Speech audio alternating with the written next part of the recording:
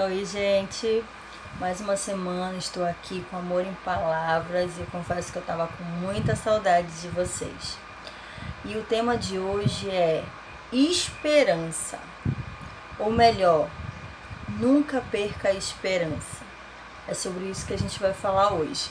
Então eu não sei o que você está esperando, eu não sei o que você pode aí estar um tempo pedindo para Deus ou com a esperança de alcançar, mas eu vim aqui para te dizer para você não perder a esperança. E de logo eu vou pedir que você abra sua Bíblia lá no livro de João, capítulo 5, do versículo 1 ao 9. Vou procurar aqui que eu vou ler para você. Que diz assim: passadas estas coisas, havia uma festa dos judeus e Jesus subiu para Jerusalém. Ora, existia ali junto à porta das ovelhas um tanque, chamado em hebraico Betesda, o qual tem 5 pavilhões. Neste jazia uma multidão de enfermos, cegos, coxos e paralíticos, esperando para que se movesse a água, porquanto um anjo descia em certo tempo, agitando-a, e o primeiro que entrava no tanque, uma vez agitada a água, sarava de qualquer doença que tivesse. Estava ali um homem enfermo, havia 38 anos, guarda isso, 38 anos ele esperava. Jesus, vendo-o deitado e sabendo que estava assim há muito tempo, perguntou-lhe: queres ser curado? Respondeu-lhe o enfermo: Senhor, não tenho ninguém que me ponha no tanque quando a água é agitada, pois enquanto eu vou, desce outro antes de mim. Então Jesus lhe disse: levanta-te, toma o teu leito e anda. Imediatamente o homem se viu curado e, tomando o leito, pôs-se a andar. Amém? Esperança. Eu vou ler para você o conceito de esperança no nosso dicionário, que diz assim: esperança é um sentimento de quem vê como possível a realização daquilo que deseja, confiança em coisa boa, fé. A segunda das 3 virtudes teólogas, acho que é assim, desculpa, ao lado da fé e da caridade, representa-se por uma âncora, ou seja, a esperança no dicionário, né, totalmente desvinculado com a questão da religião, a gente já consegue ver aqui que é o quê? É o sentimento daquilo que é possível, de uma realização de algo. E aí, voltando aqui para o primeiro ponto que eu quero falar com você sobre esperança, eu quero te dizer, antes de mais nada, que tem um ditado que a gente já deve ter ouvido bastante, né? Que a esperança é a última que morre. Mas o que eu quero te dizer, além desse ditado que você já deve ter ouvido em algum momento, é que a esperança, ela anda totalmente ligada com a fé. E quer saber, a esperança ela é o que move a todos nós de alcançar coisas maravilhosas. E ela também está interligada com a paciência. Então, voltando a falar aqui do que a gente acabou de falar, né? Desse homem aqui, que eu acabei de ler para você. Passadas essas coisas, havia ali, né, um paralítico, né? Ou seja, aquele homem, ele já estava ali na beira daquele tanque por muitos anos, né? Exatamente como eu acabei de ler, 38 anos. Por 38 anos ele estava no mesmo lugar, ele voltava no mesmo lugar, com a esperança de um dia ele conseguir ser o primeiro a entrar naquele tanque e finalmente ser curado, né? Conseguir andar. Então ele permanece lá. E um dia, quem é que passa por lá? Jesus. Será que se ele tivesse perdido a esperança dele, ele teria conseguido ser curado? Será que se ele tivesse desistido no primeiro ano, ou nos 10 primeiros anos, ou que seja, no tempo longo que ele estava esperando tanto por aquela cura, será que ele seria curado se ele tivesse desistido? Certamente que não, porque ele passou 38 anos 38 anos esperando. E aí teve um dia que Jesus passou por ali. E quando Jesus passou, ele foi e perguntou o que ele queria. Ele falou, explicou que ele estava todo aquele tempo ali, que sempre ia alguém antes dele. E Jesus disse, então pega o teu leito e anda. E ele foi curado. Então, se aconteceu com esse homem, por que não pode acontecer com você? Claro que pode. Nada é impossível para Deus, nada é impossível para Jesus, nada, nada. O que para os seus olhos pode ser impossível, para Deus não é.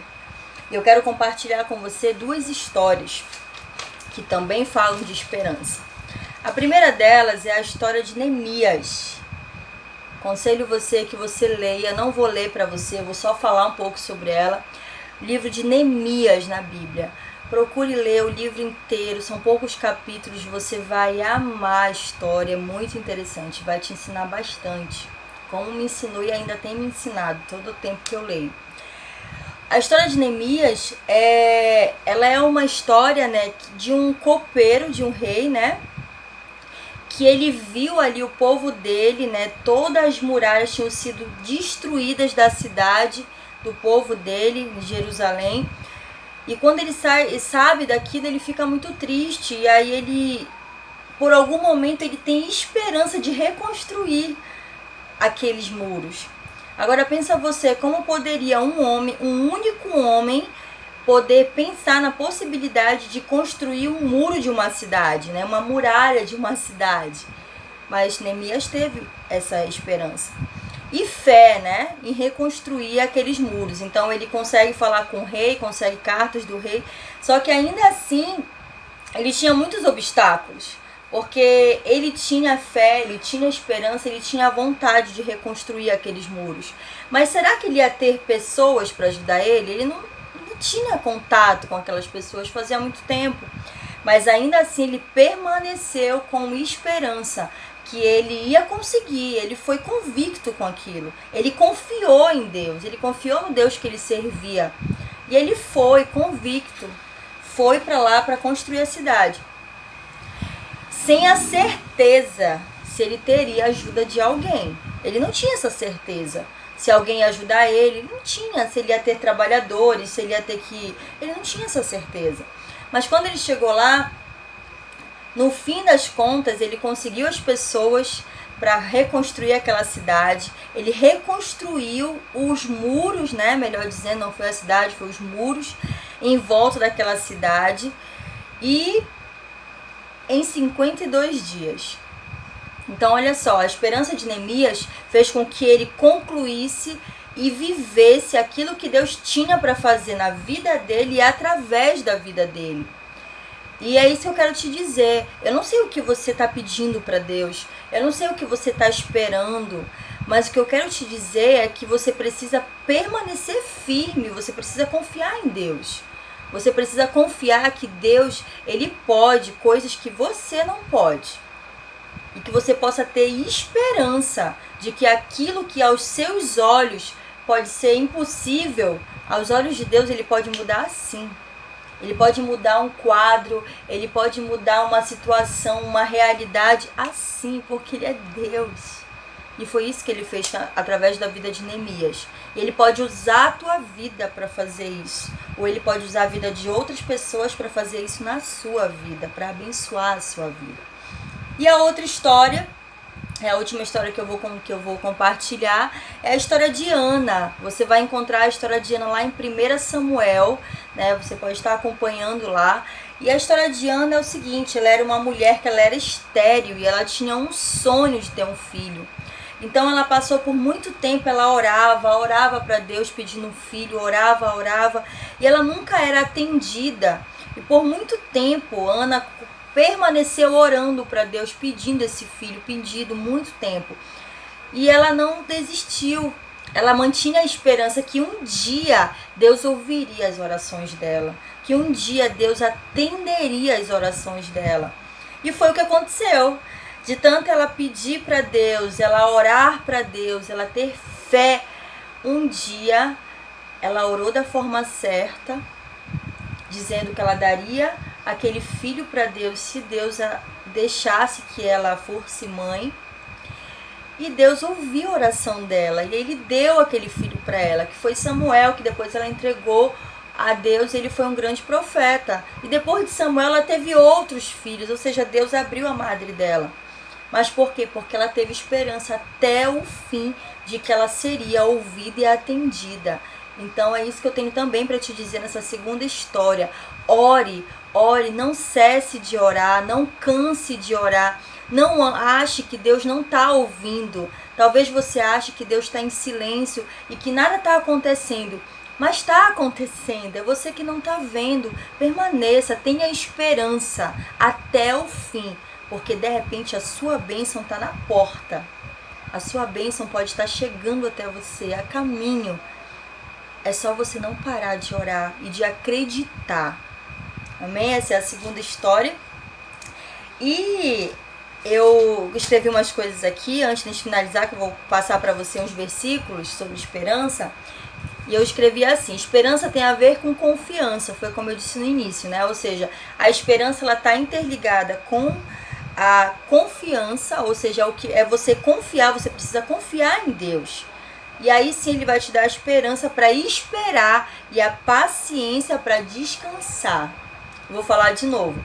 Você precisa confiar em Deus, porque ele te dará a esperança para esperar e paciência para descansar para o tempo certo de cada coisa. Ou seja, tudo está interligado. Está interligado a esperança com a fé, com a paciência, com o confiar. Descansa em Deus. Espera. Não está demorando. Deus está caprichando. Então não perde a tua esperança. O que você pediu, que está no seu coração, foi Deus quem colocou. E se Ele colocou no seu coração, é porque Ele vai cumprir. As promessas que Ele fez para você, Ele vai cumprir. Tenha fé, tenha esperança, tenha paciência. Mas nunca perca a esperança e confie no Senhor. Não existe nenhum caso perdido e nem nada impossível para Deus. Acredite, não existe nada impossível para Deus. Nada. Se os teus olhos é impossível, para Deus não é. Não existe também nenhum caso perdido. Talvez alguém pode olhar para você e dizer: tu é um caso perdido, você não tem mais jeito. Não, para Deus nada é impossível. Aonde abunda o pecado, superabunda a graça. Não existe nenhuma pessoa que é um caso perdido. Você não é um caso perdido. Deus olha para você com compaixão, com amor, e Ele pode transformar a tua vida ou a vida de qualquer que seja a pessoa que você imagine. Acredite, Deus, Ele pode. E para finalizar, eu quero compartilhar com você três versículos. E o primeiro versículo que eu quero compartilhar com você, eu vou abrir aqui, é lá em Salmos. Salmos, capítulo 42, no versículo 11, que diz assim: por que estás abatida, ó minha alma? Por que te perturbas dentro de mim?